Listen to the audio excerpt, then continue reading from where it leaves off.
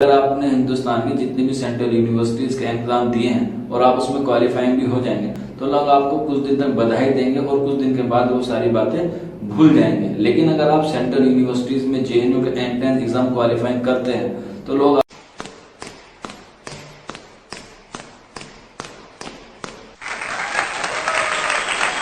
आप सभी का स्वागत है आपके अपने चैनल चौक इंडस्ट्रियल एकेडमी पे। उम्मीद करते हैं आप अपने घरों में सुरक्षित होंगे, सेफ होंगे। और आज का जो वीडियो है वो बहुत खास है उन तमाम बच्चों के लिए जो बच्चे जेएनयू के एंट्रेंस एग्जाम देने वाले हैं 2021 और 2022 के सेशन के लिए। जैसा आपको मालूम होगा आपके जो एंट्रेंस डेट है वो आ गई है 20 सितंबर से आपके जो वो एग्जाम है जो 3-4 दिन तक लगातार चलेंगे। 3 शिफ्ट में उसके एग्जाम होंगे और उसके जो एग्जाम सेंटर के आपके एडमिट कार्ड है वो भी रिलीज कर दिए हैं जेएनयू ने। तो आप एडमिट कार्ड जाकर डाउनलोड कर सकते हैं। हालांकि किस तरह से आपको अपना एडमिट कार्ड डाउनलोड करना है उसका वीडियो हमने आपको प्रोवाइड करा दिया है।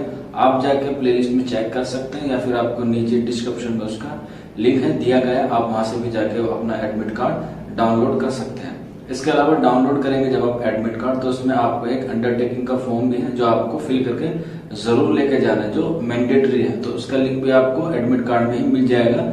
यानी कि 3-4 पेज का आपको एडमिट कार्ड है वो प्रिंट करके फिल करके ले जाना है। अगर आप फिल नहीं कर पा रहे हैं, अगर कोई उसमें परेशानी आ रही है तो आप उसे ब्लैंक भी ले जा सकते हैं और आप अपने एग्जाम सेंटर पे जाकर उसे आराम से फिल कर सकते हैं। घबराने वाली बात बिल्कुल नहीं, क्योंकि इसके जब एग्जाम होता है तो बच्चे थोड़ा सा टेंशन में हो जाते हैं कि नई चीज होती है, पहली मर्तबा जाते हैं एग्जाम को देने, तो हो सकता है कि अगर गलती हो जाएगी तो हमें शायद अलाउ ना करें। तो इससे आप बिल्कुल निश्चित रहिए, आपको किसी भी तरह की कोई भी परेशानी नहीं होगी। जेएनयू जब भी कोई ऑनलाइन एग्जाम कंडक्ट कराता है तो सारी फैसिलिटीज वो बहुत अच्छे से करता है, इसीलिए उसका नाम जेएनयू है। बाकी आप अदर यूनिवर्सिटीज की बात करें तो सब में कोई ना कोई कमी बेशी जरूर होती है, लेकिन जेएनयू की जो प्रोसेस है वो काफी स्मूथ और इजी वे में होता है। तो आज का जो हम बात करेंगे आज की वीडियो में काफी सारी अहम बातें करेंगे कि आपको उसमें क्या क्या चीजें ले जानी है एग्जाम से पहले। अब एग्जाम में काफी वक्त जो है वो कम बचा है, तो अब इसमें हम क्या करें, ऑनलाइन एग्जाम हमारा जो है वो किस तरह से होता है। क्योंकि आपको मालूम होगा कि जो जेएनयू में यूजी पीजी दोनों के एग्जाम जो है वो कंडक्ट कराती है और वो भी सारे ऑनलाइन मोड पे कराती है, यानी कि कंप्यूटर बेस्ड टेस्ट बोलते हैं, जिसके लिए आपको 3 घंटे का वक्त मिलता है। अब तो जो बच्चे गांव देहात से आते हैं तो उनको कंप्यूटर के बारे में नॉलेज होती है, लेकिन उसमें जो प्रोसेस होता है उसका जो सॉफ्टवेयर होता है एग्जाम हॉल में जाकर उसे कैसे हमें अचीव करना होता है, उसे हमें कैसे यूज करना होता है, इसके बारे में आम जानकारी होती है। क्योंकि उसका जो सॉफ्टवेयर है एंट्रेंस एग्जाम का वो बाहर नहीं आता है, क्योंकि आपको मालूम होगा कि ऑनलाइन जब एग्जाम कराते हैं कोई भी यूनिवर्सिटी तो अपना जो सॉफ्टवेयर है वो थोड़ा सा अलग बनाती है, ताकि बच्चों को जो पेपर है वो बच्चों का लीक ना हो और पेपर बड़ा ही इजी आसान हो जाए। तो आप घबराए ना, जो बच्चे पहली मर्तबा ऑनलाइन एग्जाम देने जा रहे हैं तो एग्जाम सेंटर के अंदर जब आप जाएंगे तो वहां पे आपको गाइड करने के लिए जो उनका स्टाफ होगा, जो मैनेजमेंट होगा, वो आपके लिए पूरी हेल्प करेगा। इसके साथ साथ आप उसके अंदर जब जाएंगे एग्जाम हॉल के साथ में जाएंगे तो वहां पे आपको अंदर ही वॉशरूम और इसके साथ साथ पानी की व्यवस्था आपको पूर्ण रूप से सही मिलेगी। और वहाँ का जो मैनेजमेंट होता है जेएनयू का एंट्रेंस एग्जाम कराने का वो बहुत पोलाइट होता है। बहुत केसेस होते हैं ऐसे जिसमें 1-2 केस ऐसे हो जाते हैं जहाँ पे जो स्टाफ है वो थोड़ा सा मिसबिहेव कर देता है, लेकिन ऐसा रेयर केसेस में होता है। तो घबराए ना, आपका जो एग्जाम है उसे अच्छे से तैयारी करें और उसके साथ साथ जो मैं आज आपको बताने वाला हूँ बातें उस पर आप जरूर अमल करें, उसको आप जरूर अपनी लाइफ में इन्वॉल्व करें, ताकि आप आने वाले एग्जाम में जब आप जेएनयू का एंट्रेंस एग्जाम देंगे या इसके अलावा आप किसी भी यूनिवर्सिटी का एग्जाम देने जा रहे हैं तो मेरी जो बताई हुई बातें हैं आप उन्हें याद रखेंगे तो आप आने वाले वक्त में उस चीज से फायदा उठा सकते हैं। और ये काफी आपको अच्छा भी लगेगा कि भाई इस चीज की तरह जो वीडियोस आपको मिलेगी वो आपके आने वाली जिंदगी में भी आपको सक्सेस करेगी। तो चलिए फिर बिना किसी देरी के आज की जो बातें हैं वो हम शुरू करते हैं। तो सबसे पहले मैं आपको थोड़ी सी एक समरी बता देता हूँ, आपको एडमिट कार्ड के साथ आपको अपना क्या क्या लेके जाना है। हालांकि मैंने प्रीवियस वीडियो में बता दिया था, अगर किसी बच्चे ने वो वीडियो नहीं देखी है तो आप इससे बेनिफिट ले सकते हैं कि आपको एडमिट कार्ड लेके जाना है, उसके साथ साथ आपको अपना आइडेंटिटी कार्ड लेके जाना है, ड्राइविंग लाइसेंस हो सकता है, पैन कार्ड हो सकता है, इसके अलावा आधार कार्ड हो सकता है, वोटर आईडी हो सकता है या पासपोर्ट भी हो सकता है। इसके साथ साथ आप चाहे तो इसकी एक फोटो को भी कैरी करके लेके जा सकते हैं, यानी कि आप ओरिजिनल भी लेके जाएं और फोटो कॉपी भी आप कैरी करके लेके जा सकते हैं। इसके अलावा आपको पता होगा कि कोविड-19 का जो पेंडेमिक टाइम है वो अभी भी चल रहा है, तो इसके लिए सरकार ने और जेएनयू एडमिनिस्ट्रेशन ने कुछ सावधानियां बरतने को कहा है, जिसमें आपको एडमिट कार्ड के साथ भी वो चीजें इंस्ट्रक्शन में दी गई हैं। जैसे आपको मास्क ले जाना होगा, ग्लव्स ले जाने होंगे, इसके अलावा आपको सैनिटाइजर की कम से कम 500 ml की बोतल आपको जरूर लेके जानी है, जो मार्केट में आपको अवेलेबल हो जाएगी। इसके अलावा आप एक बॉल पेन या ब्लू पेन लेके जा सकते हैं जो ट्रांसपेरेंट हो, जिसमें आर पार दिख सकता है। इसके अलावा आप पानी की बोतल भी वहां पे अलाउ है जो ट्रांसपेरेंट हो। जैसे आपने देखा होगा जो स्टील वाली होती है जिसके अंदर का हिस्सा नहीं दिखाई देता, तो वो अलाउ नहीं होगी। जो पानी की बोतल होंगे, जैसे आपने किसी पारदर्शिता वाली बोतल देखी होगी जो आप घर में भी यूज करते हैं, उसे भी आप ले जा सकते हैं। इसके अलावा और चीजें हैं जो आपको इंस्ट्रक्शन में दी गई थी, वो है आपका अंडरटेकिंग, जो मैंने आपको शुरू में बताया कि आप अंडरटेकिंग का फॉर्म भी जरूर फिल करके लेके जाएं। अब इसकी जो टाइम ड्यूरेशन होती है वो 3 घंटे की होती है, चाहे आप यूजी के हो चाहे आप पीजी की ड्यूरेशन है वो 3 घंटे की है। तो आप इस हिसाब से अपना टाइम मैनेजमेंट करें कि आपका जो एग्जाम है वो इस टाइम में कवर हो जाए। हालांकि आपको मालूम होगा कि जो जेएनयू है वो लैंग्वेज के लिए जाना जाता है, लिटरेचर के लिए ज्यादा जाना जाता है। तो आपके लिए जो बच्चे लिटरेचर से होंगे, साहित्य से होंगे, उनके लिए 3 घंटे जो है वो काफी सफिशिएंट होते हैं। चाहे आप बात करें हिंदी की बात करें, तमिल की बात करें, तेलुगु की बात करें, इंग्लिश की बात करें, मलयालम की बात करें, गुजराती की बात करें, यानी कि आप जितनी भी यूनिवर्सिटीज के एंट्रेंस एग्जाम देने जा रहे हैं उनके अगर मुकाबले बात करें इसके पैटर्न की, तो वो भी आपको इसमें मुख्तलिफ देखने को मिलता है। इसका जो पैटर्न होता है वो सीबीटी बेस्ड होता है, यानी कि कंप्यूटर बेस्ड होता है, जिसके लिए आपको 3 घंटे का टाइम मिलता है और इसमें कोई भी नेगेटिव मार्किंग नहीं होती। और लिटरेचर में आपको सिर्फ पढ़ना होता है, कोई कैलकुलेशन या कोई सवाल आपको सोल्व नहीं करने होते। हालांकि जो बच्चे इकोनॉमिक्स से होते हैं, मैथ से होते हैं या साइंस बैकग्राउंड से होते हैं, उनके लिए ये 3 घंटे वो भी सफिशिएंट होते हैं। बस उनको थोड़ा सा अपनी प्रिपरेशन जो है वो और अच्छी करनी होती है। और जो लिटरेचर वाले होते हैं उनको सिर्फ अपना लिटरेचर के एतबार से अपना जो एग्जाम है वो देना होता है। मैं आपको एक किस्सा बताता हूँ, एक वाकया बताता हूँ। जब मैंने जेएनयू का एंट्रेंस एग्जाम दिया था तो उस वक्त भी ऑनलाइन मोड पे ही था, सीबीटी बेस्ड में था, और अभी भी मैं जेएनयू का ही स्टूडेंट। तो मैं लिटरेचर से हूँ, आपको पता भी होगा, मैंने आपको कई वीडियोस में बताया कि जो लिटरेचर वाले बच्चे होते हैं उनका पेपर जो है वो थोड़ा सा इजी आता है, जो बच्चे अच्छे से तैयारी करते हैं। तो जब जेएनयू के एग्जाम देने गए थे हम लोग, तो हमारा भी 100 क्वेश्चन पूछे गए थे और उसमें नेगेटिव मार्किंग नहीं होती है। तो लगभग मैंने 20 या 17 मिनट में अपना पेपर जो है वो सोल्व कर दिया था। उसके बाद मैं वहां आराम से बैठ के सोया। तो आप भी ऐसे ही कर सकते हैं अगर आपको एग्जाम जब वो खत्म हो जाता है, क्योंकि वो बाहर अलाउ नहीं करते हैं आपको। जैसे एग्जाम खत्म हो जाता है वहां पे आप नहीं आ सकते, तो वहां पे आप आराम से सो सकते हैं अपने डेस्क पे, क्योंकि ना तो वहां आपको कीबोर्ड मिलेगा, सिर्फ आपको सामने मॉनिटर होगा और आपका माउस होगा। अब मैंने आपको शुरू में बताया था कि जो बच्चे ऑनलाइन एग्जाम देने जा रहे हैं तो आप घबराए ना, आप अच्छे से एग्जाम दें। अगर आपको मॉक टेस्ट देना है या आपको जानना है कि वहां पे एग्जाम किस तरह से होता है, तो उसके लिए आपको सरकार ने बहुत सारी चीजें अवेलेबल की हुई है इंटरनेट पे, गूगल पे, तो आप वहां से उसको बेनिफिट ले सकते हैं, जिसका लिंक मैंने आपको नीचे डिस्क्रिप्शन में दिया है। आप किसी भी कोर्स में हो, यूजी में हो, चाहे पीजी में हो, एमफिल में हो या पीएचडी में हो, सबके जो है वो सारे वहां पे अवेलेबल है। नीचे आप डिस्क्रिप्शन में जाइए और वहां से आप सीधा उस वेबसाइट पे जा सकते हैं जहाँ पे मॉक टेस्ट या आपको जिस तरह से एग्जाम देना है उसके जो सारे इंस्ट्रक्शन है वो सारे वहां पे अवेलेबल हो जाएंगे, ताकि जब आप लोग एंट्रेंस एग्जाम देने जाएं तो आपको मालूम हो कि भाई हमें जो एग्जाम देना है उसकी प्रोसेस क्या है, उसका हम यूज किस तरह से कर सकते हैं। तो ये 3-4 चीजें हैं जो आपको एग्जाम के दौरान सारी चीजों को एनालाइज करना और सारी बातों को आपको ध्यान रखना है। इसके अलावा जैसे आपको मालूम होगा जो एग्जाम है वो बहुत ही करीब है, तो अब आप है ना कोई भी नया पढ़ने की कोशिश बिल्कुल भी ना करें। चाहे आप किसी भी सब्जेक्ट से हो, आप किसी भी स्ट्रीम से हो, अब आपने जितना पढ़ लिया है उसी ही आप रिविजन करते हैं। क्योंकि जेएनयू का आपने सिलेबस देखा होगा, ज्यादातर कोर्सेज का वो बहुत वाइड होता है, आप चाहकर भी उसे कवर नहीं कर सकते। अगर आपने चाहकर भी सारी चीजों को कवर नहीं कर पाए कि भाई हमने जितना भी सिलेबस था वो पूरा कंप्लीट पढ़ लिया, तो आप उसके कंप्लीट का जो सिलेबस आपने पढ़ा उसे ही आप रिवाइज करते रहे, कुछ नया पढ़ने की कोशिश ना करें। क्योंकि अगर आप नया पढ़ेंगे तो आप पुराना भूल जाएंगे।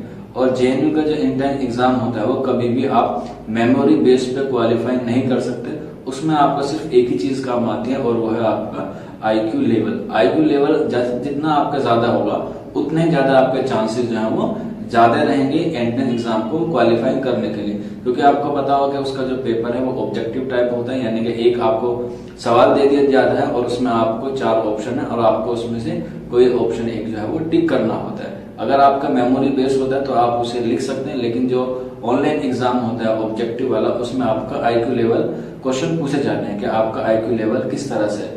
और IQ लेवल को आप किस तरह से एनालाइज कर सकते हैं कि आपको 4 ऑप्शन दिए गए कि आपको मालूम है कि 2 क्वेश्चन तो जो ऑप्शन इसमें दिए गए हैं वो बिल्कुल है ही नहीं, वो रॉन्ग है। अब आपका IQ लेवल यही काम करेगा कि आपको पहले और दूसरे में से कौन सा ऑप्शन चूज करना है। अगर आपने अच्छे से तैयारी की होगी तो आपका IQ लेवल अच्छा हो जाएगा। जो बच्चे सिलेक्ट होते हैं या जो बच्चे टॉप करते हैं उनमें और जो एवरेज बच्चे होते हैं बस इतना ही फर्क होता है कि वो सारी चीजों को एक साथ अपने अंदर नहीं रखते, वो उन्हीं चीजों को अपने अंदर याद करते हैं, अपनी मेमोरी में फिट कर लेते हैं जो एग्जाम से मुतालिक है, जो एग्जाम से रिलेटेड आपसे पूछा जाएगा वही वो याद करते हैं और उसी पे ज्यादा फोकस करते हैं और उन्हीं को वो बार बार रिवाइज करते हैं। अब कुछ बच्चे ऐसे होते हैं कि 2 दिन एग्जाम से पहले बताया कि सर ये वाली बुक बता दीजिए, ये वाला मटेरियल बता दीजिए, हमने पढ़ा नहीं है, हमें सिलेबस दे दीजिए। अरे भाई 2-3 दिन बचे हैं आपके, आप उसमें कितनी किताब पढ़ लें, आप उसमें कितना रिव्यू वो कर लेंगे, कुछ नया क्यों पढ़ेंगे? इससे ये होगा कि आप जितना नया पढ़ेंगे और जितने आप किताबों के बारे में सर्च करेंगे उससे अच्छा है कि आपने जितना पहले पढ़ लिया है उसी पे आप अपना रिवाइज करते रहे, क्योंकि कभी भी जो क्वेश्चन पेपर बाद मर्तबा ऐसा होता है कि जो आप एग्जाम देना चाहते हैं तो हो सकता है कि आपने 70% पढ़ा है और 30% नहीं पढ़ा है, तो हो सकता है कि एग्जाम पेपर बनाया वो 70% में से ही बनाया होगा, हो सकता है 30% में ना बनाया हो। या फिर वो बच्चे हैं जो सोचते हैं कि भाई 30% का मैंने पढ़ा है और 70% नहीं पढ़ा।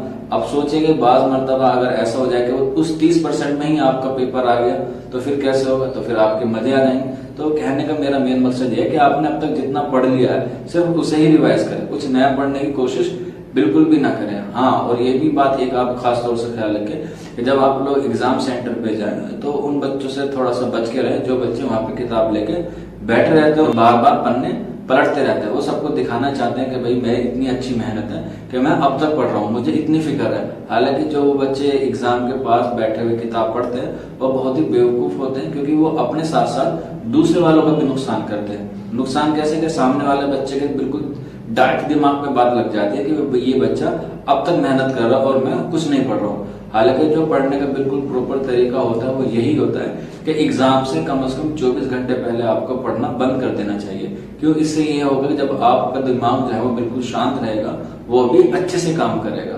तो ये बात आप खास तौर से ख्याल रखें कि इन बच्चों से दूर रहें। अगर फिर भी आप दूर नहीं रह सकते कि भाई एग्जाम सेंटर पे आप जाते हैं तो जाहिर सी बात है कि आप एग्जाम सेंटर के पास ही रहेंगे, तो आप अपनी लिस्ट देखिए, अपना रोल नंबर देखिए और कहीं ऐसी जगह जाके अपनी चीज को रिलेट करें, यानी कि ऐसी जगह जाके आप बैठ जाए जहां पे इस तरह के बच्चे ना हो और डिस्कस भी ना करें कि भाई तूने कितना पढ़ा है, तूने ये वाला क्वेश्चन पढ़ा, ये वाला चैप्टर आपने कंप्लीट कर लिया।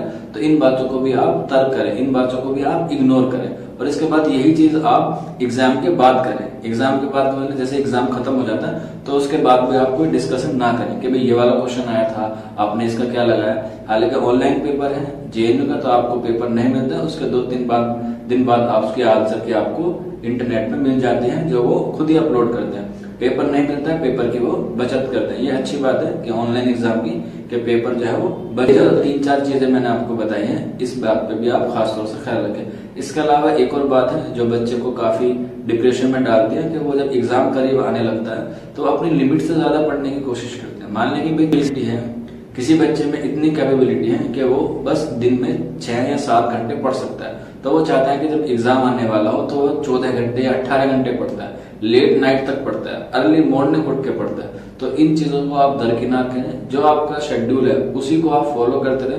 अगर आप 6 घंटे के पढ़ने के आदी हैं तो थोड़ा सा इंक्रीज कर लें, 6 कर लें, 7 कर लें या 8 कर लें, बस इससे ज्यादा ना पढ़े। और लेट नाइट बिल्कुल भी ना पढ़े अगर आपको लेट नाइट पढ़ने की आदत नहीं है। अगर आपको आदत है लेट नाइट पढ़ने की तो आप बिल्कुल पढ़ सकते हैं। इसके अलावा आप दूसरा भी इसका पहलू है कि आपको अर्ली मॉर्निंग पढ़ने की आदत है तो आप अर्ली मॉर्निंग पढ़ सकते हैं। आप अपने शरीर पे ज्यादा लोड ना दें कि नहीं भाई एग्जाम करीब है, मुझे लेट नाइट तक पढ़ना है। अब बच्चे 2-3 बजे तक पढ़ेंगे, फिर सुबह उठ जाएंगे 5 बजे, तो नींद पूरी नहीं हो पाएगी। माइंड को भी बिल्कुल जो है वो आपका टाइम नहीं मिलेगा एकदम शांत होने का, रिफ्रेश होने का।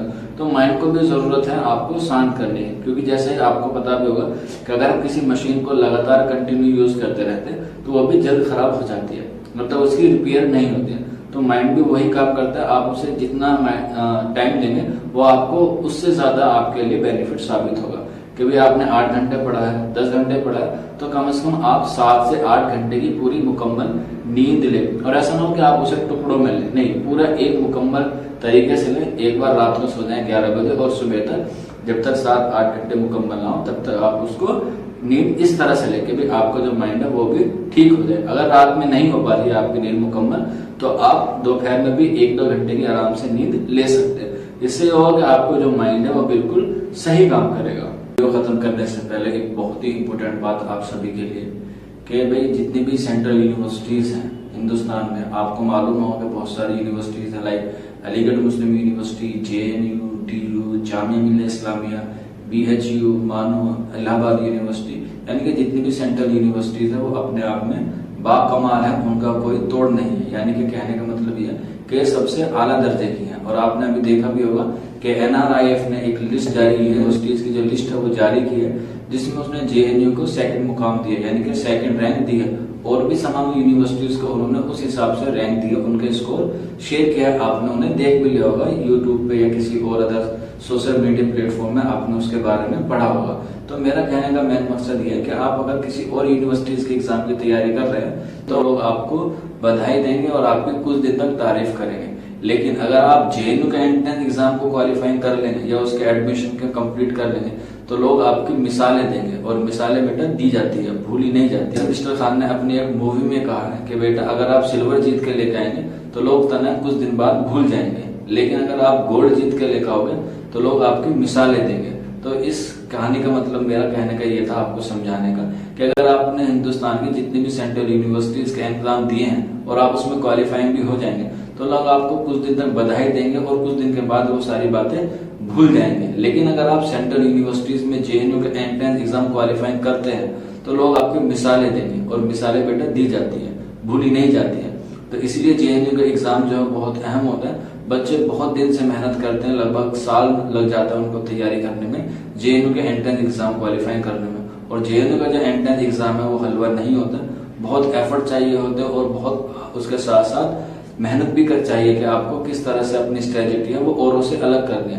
बहुत सारे बच्चे जो है वो इसी तरह से आते हैं JNU में एंट्रेंस एग्जाम करने के लिए, लेकिन कुछ ही बच्चों का ख्वाब जो है वो मुकम्मल हो पाता है। एग्जाम्पल के तौर पर मैं भी आपको बता देता हूँ, मैं आपका जो मेरी जब एग्जाम हुआ था तो मैं एग्जाम्पल के तौर पर आपको बताऊं कि जब मैंने JNU का एंट्रेंस एग्जाम क्वालिफाई किया था तो उस वक्त भी मैंने लगभग 6 से 7 महीने तक लगातार कंटिन्यू मेहनत की थी, तब जाके मेरा JNU में सिलेक्शन हुआ। 3 साल बाद भी जब आप ये वीडियो देख रहे हैं तो रिलेटिव्स या दोस्त या और भी जितने भी आसपास के लोग होते हैं वो लोग कहते हैं कि भाई इस लड़के ने इतनी मेहनत की थी तब जाके उसका जो एंट्रेंस एग्जाम है वो क्वालिफाई हुआ।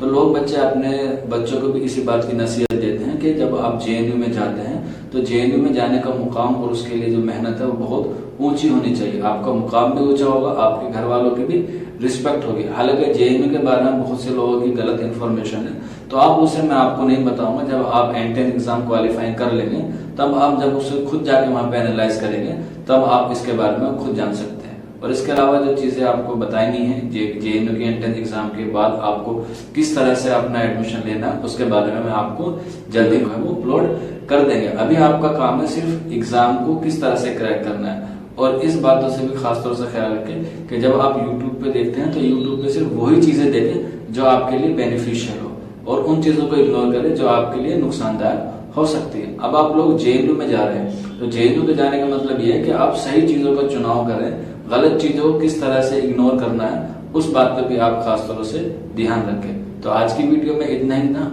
उम्मीद करते हैं आपको सारी चीजें जो है वो समझ में आ गई होंगी।